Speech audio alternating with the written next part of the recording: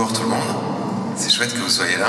Moi j'étais un peu perplexe sur le jeudi 14h30, mais en fait vous êtes hyper nombreux, donc c'est formidable. Ce lieu est extraordinaire. Oui, évidemment, je partage beaucoup de l'inquiétude de Dominique et de beaucoup de scientifiques aujourd'hui. Et cette inquiétude va crescendo puisque la situation est de plus en plus préoccupante. Là, le dernier rapport du GIEC nous dit qu'on est sur une trajectoire qui nous emmène à plus 5 degrés d'ici à la fin du siècle. Sachant qu'on est supposé rester en dessous d'1,5 degré d'augmentation, ce qui a de fortes chances de ne jamais arriver. C'est 1,5 degré d'augmentation, on y est presque déjà puisqu'on est à au moins 1,1, peut-être 1,2, donc le réchauffement n'est pas homogène sur toute la planète. En France, par exemple, on est plutôt à 1,4. Mais en moyenne sur la planète, la NASA dit aujourd'hui 1,1. Si on continue sur ce rythme-là, il y a de fortes probabilités que les 1,5, on les dépasse aux alentours de 2030 et qu'on arrive assez rapidement aux 2 degrés. Si on dépasse 2 degrés, une partie des scientifiques, notamment ceux qui avaient publié l'étude l'été dernier, sur la planète Étuve, disent qu'on va déjà enclencher des mécanismes qui seront potentiellement irréversibles.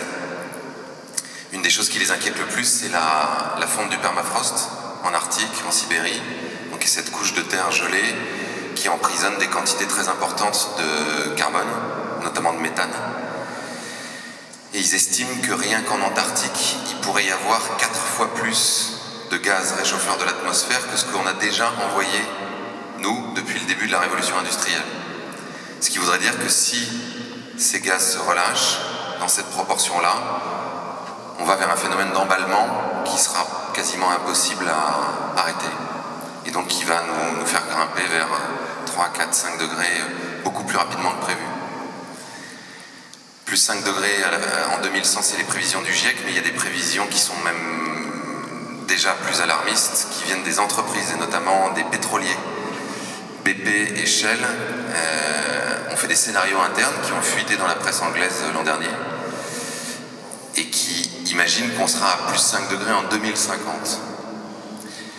Plus 5 degrés, ça veut dire moins 50% de rendement agricole. Ça veut dire qu'on n'est plus capable de nourrir tout le monde. Ça veut aussi dire qu'il y a un certain nombre de pays qui deviennent totalement inhabitables.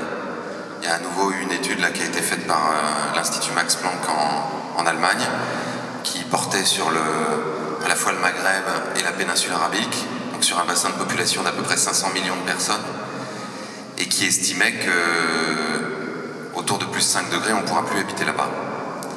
Ce qui veut dire que les personnes qui y sont aujourd'hui vont devoir soit migrer, soit vont certainement disparaître. Il y a de fortes chances qu'elles essaient de migrer d'abord.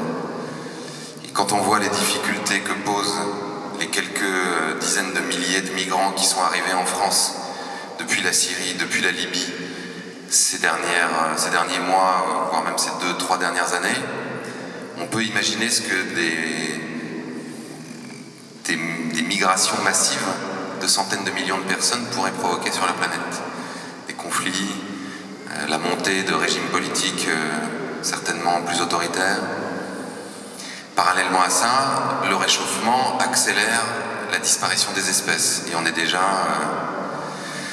dans une situation un peu compliquée puisqu'on a perdu plus de 60% des populations d'animaux vertébrés sauvages ces 40 dernières années. Qu'on a perdu 80% des insectes volants en Europe, qu'on a perdu 30% des oiseaux des champs. Et que le rythme de l'extinction de ces espèces est en gros 1000 fois plus important que ce qui devrait être.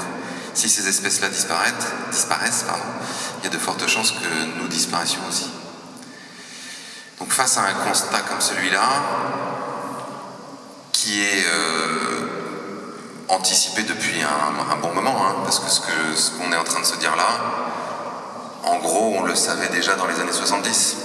Il y a une enquête qui a été faite par un des journalistes du New York Times qui montre qu'entre 79 et 89, on avait vraiment une fenêtre de 10 ans où on avait déjà toute la connaissance scientifique et qui nous aurait permis de réagir avec suffisamment d'anticipation.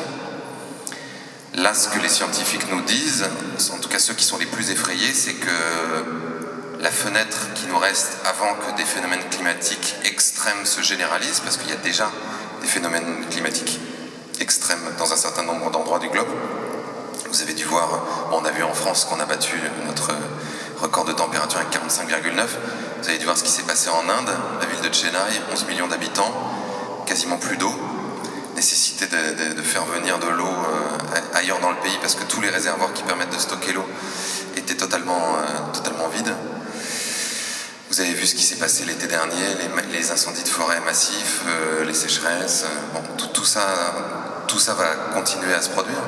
D'ailleurs, la Syrie a été un exemple d'endroit où les phénomènes climatiques et les phénomènes géopolitiques se sont croisés, se sont même rencontrés, puisqu'à l'origine du conflit syrien, on a eu 2 années de sécheresse extrêmement graves qui ont fait migrer plus d'1 million de personnes des campagnes depuis jusqu'aux confins de Damas, qui n'ont absolument pas été pris en charge par le régime, donc ils s'entassaient en gros dans des logements où ils habitaient à 10, et donc qui a fait monter la pression de façon considérable. Et donc quand par-dessus il y a eu les étincelles géopolitiques et religieuses, interculturelles qui ont allumé la mèche, c'est devenu une véritable catastrophe. Et on y est à ça. Enfin, ce que j'aimerais bien que vous entendiez, ce qui est malheureusement une mauvaise nouvelle et qu'on a tendance à pas regarder parce que c'est très très angoissant, c'est